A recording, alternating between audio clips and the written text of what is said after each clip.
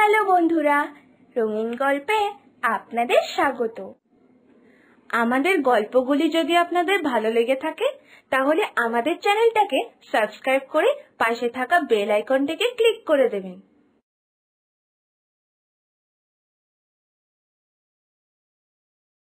কি গো, ভালোই তো বসে বসে টিভি দেখছো বলো? কি সুন্দর জীবন তোমার। মাঝে মাঝে বড্ড হিংসে হয় তোমাকে দেখে। কোনো কাজকর্ম নেই, টেনশন নেই, শুধু খাও দাও আর ঘুমাও, টিভি দেখো, সাজুগুজু করো। কি মজা, কি সুন্দর জীবন কাটে যাচ্ছে তোমার বলো। আর আমার জীবনটা দেখো, সেই সাত সকালে উঠে কাজের জন্য বেরোতে হয়, তারপর ওই ভিড় ট্রেনে বাসে করে রীতিমতো লড়াই করতে করতে অফিসে পৌঁছাও। আর তারপর অফিসে পৌঁছে ফাইলের চাপ, বসের খিটখিট সারাদিন আর সহ্য করা যায় না বাবা। তারপর আবার খুঁড়োর মতন খুঁড়িয়ে খুঁড়িয়ে দৌড়ে দৌড়ে ট্রেন বাস ধরো, লোকের ধাক্কা খেতে খেতে বাড়ি ফিরতে হয়। হ্যাঁ গো, তুমি সত্যি সারাদিন খুব পরিশ্রম করো। কি বলি আর আমি, বলো। ঠিক আছে, তুমি এখন বরং গিয়ে ফ্রেশ হয়ে নাও, আমি তোমার রাত্রের খাবারটা গরম করে ফেলি। আর তোমার হয়ে গেলে তুমি আমায় আওয়াজ দিও, আমি তোমাকে একটু নুন চিনির জল বানিয়ে দেবো, তাতে এনার্জি পাবে। হ্যাঁ হ্যাঁ, সেই বরং ভালো।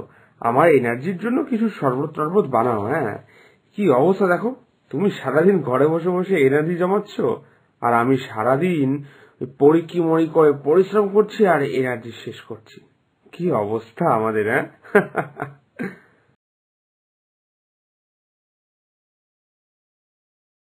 তোমাকে আর একটু ভাত দিই? এই তো বললে তোমার ডালটা নাকি খুব ভালো লেগেছে। আমার কাছে কিন্তু আর ডাল আছে, তুমি বললে আমি একটু ভাত দিই। না না, আর খাবো না, খুব পেট ভরে গেছে। আচ্ছা শোনো না, যদি পারো কালকে একটু কচুর শাক বানিও তো। কচুর শাক খেতে আমার খুব ভালো লাগে। কালকে যদি কচুর শাক বানাও তাহলে কালকে আমি এক থালা ভাত খেতে পারবো। আর হ্যাঁ, কচুর শাকে কিন্তু ওই নারকেল আর বাদাম দিতে ভুলো না। ও বাবা, কচুর শাক! সে তো রান্না করা অনেক ঝামেলা, মানে আর কি, সেটা রান্না করা অনেক সময়ের ব্যাপার। তারপর আবার নারকেল কোড়াতেও তো কত সময় লাগে, অনেক সময় সাপেক্ষ ব্যাপার। আর মানে দেখছি কি করা যায়। আসলে ঘরেও তো সব আনা নেই, না হলে সকালেই রান্নাটা করে ফেলতাম। তোমাকে তো আবার সকালে অফিসে যাওয়ার আগে খাবার বানিয়ে দিতে হয়, আবার অফিসের টিফিনটাও তৈরি করে দিতে হয়। তারপর আবার বাজারে যাওয়া, কচুর শাক নারকেল কিনে এনে রান্না করা, সারা দুপুর সময় লেগে যাবে। তাই আর কি ভাবছি।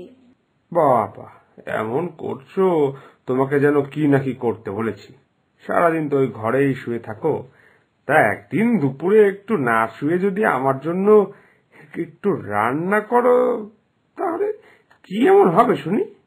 তুমি যদি কালকে দুপুরে না শুয়ে একটু কাজ করো, তাহলে আমার রাতের খাওয়াটা একটু শান্তিতে হবে, বুঝলে?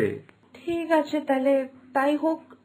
তোমার যখন এত ইচ্ছা করছে তাহলে কচুর শাকই রেঁধে ফেলবো।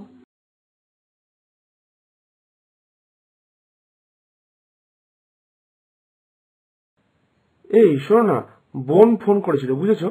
ওরা বললো ওদের নাকি পরশুদিন 11টায় ট্রেন ধরতে হবে, মানে ট্রেনে করে দূরে কোথাও একটা ঘুরতে যাচ্ছে। নামটা আমাকে বলেছিল জায়গাটার, কিন্তু আমি ভুলে গেছি। যাকে যাক থাকবে। আসল কথাটা হলো, ওদের ট্রেন যখন 11টায়, তাহলে ওদের ভোর 6টার মধ্যে বাড়ির থেকে বেরিয়ে যেতে হবে। তাই ও বলছিল ওর তো রান্না করার সময় পাবে না, আর আর ট্রেনের খাবারও ঠিক খেতে পারবে না, জানোই তো। তাই তোমাকেই ওদের জন্য রান্নাটা আর কি করে দিতে হবে। তুমি বরং পরশু রান্না করে ভোরে ওই 5টার মধ্যে ওদের বাড়িতে গিয়ে দিয়ে এসো, কেমন? এসব তুমি কি বলছো?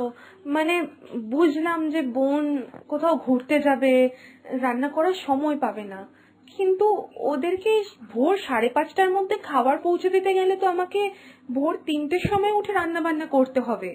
হ্যাঁ, তাতে কি, করবে রাত 3টের সময় উঠে রান্না। আর ওর বাড়ি তো তেমন কিছু দূর না, মাত্র ওই 15 মিনিটের রাস্তা। তুমি সকালে ওর বাড়িতে খাবার দিয়ে এসে তারপর তোমার আর তো কোনো কাজ থাকে না সেরকম, সারাদিন শুয়েই কাটাবে। তাই তোমার বিশেষ একটা কোনো অসুবিধা হবে না। ঠিক আছে, তাহলে তুমি ওদের জন্য কি রান্না করবে সেই বুঝে আমাকে ফর্দটা দিও, আমি বাজার করে আনবো। না, মানুষটাকে তো দেখছি কিছু বলে কিছুই লাভ হচ্ছে না। আমি সারাদিন ঘরে কত পরিশ্রম করি, রান্না বান্না, বাসন মাজা, কাপড় কাচা, ঘর পোছা, ঝুল ঝাড়া, উঠোন ঝাড়া, আর এ নাকি দেখি আমি সারাদিন ঘরে সময় নষ্ট করি, শুয়ে বসে থাকি, আর কোনো কাজ করি না। তাই যখন তখন আমাকে যা ইচ্ছা কাজ করতে বলে। ঠিক আছে, পরশুদিন আমি বোনকে রান্না বান্না করে পাঠিয়ে দেব, কিন্তু রোজ রোজ ওর এই কথা আমার আর হজম হচ্ছে না। আমি কিছু একটা করতেই হবে আমাকে।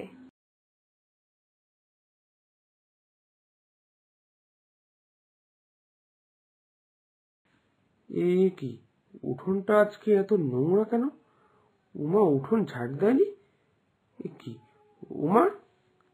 এ কি, উমা কোথায়? আরে, এ কি দুয়ারের এই অবস্থা? উমা কোথায়? উমা, কি গো? উমা?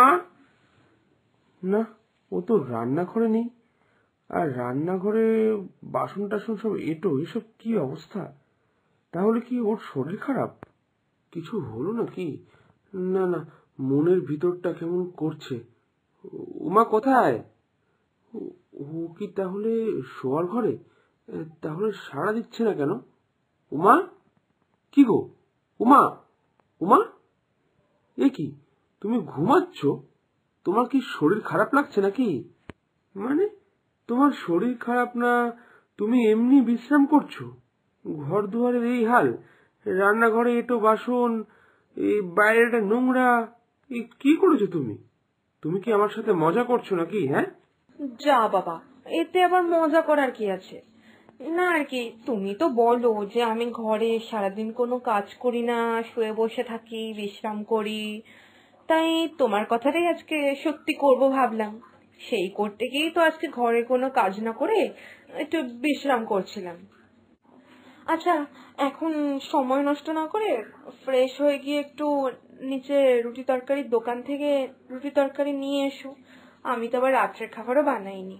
সত্যি তো, ওকে সারাক্ষণই আমি বলি ও নাকি ঘরে বসে বিশ্রাম করে, শুধু ও কোনো কাজই করে না। কিন্তু ও সত্যি আজ যখন ও বিশ্রাম করছে তখন ঘর দুয়ারের কি অবস্থা, ঘরের খাবার দাবারও বন্ধ হয়ে যাচ্ছে। না না না, ওকে এরকম করে বলা সত্যি খুব অন্যায় হয়ে গেছে। সারাদিন আমি এই বাড়ির বাইরে যত পরিশ্রম করি, ও তো ঘরেই ততটা পরিশ্রম করে, আমি বুঝতে পারছি। না না না, ওকে এইভাবে এসব আর কোনোদিনও আমি বলবো না। এসব বললে ও খুব কষ্ট পাবে। না না, ওকে আমি কষ্ট দেব না। না না, ওকে এইভাবে বলাটা ঠিক হয়নি। আমি কোনোদিনও অকারণে ওকে এইভাবে কষ্ট আর দেব না। না না, যাই, এখন গিয়ে আগে রুটিটা নিয়ে আসি। আজকের দিনটা সত্যিও বিশ্রাম করুক। আমরা, মানে, আমি নিজের জীবনে তো রবিবারগুলো ছুটি কাটাই ঠিকই, কিন্তু ও, যা বুঝতে পারছি, উমার জীবনে একটাও ছুটির দিন নেই। মানে ও কোনোদিনও ছুটি কাটায়নি, প্রতিটা দিন শুধু পরিশ্রম করত। এবার থেকে রবিবার করে ওরও ছুটি। রবিবার দিন সব খাওয়া দাওয়া আমি বাইরের থেকে কিনে আনবো।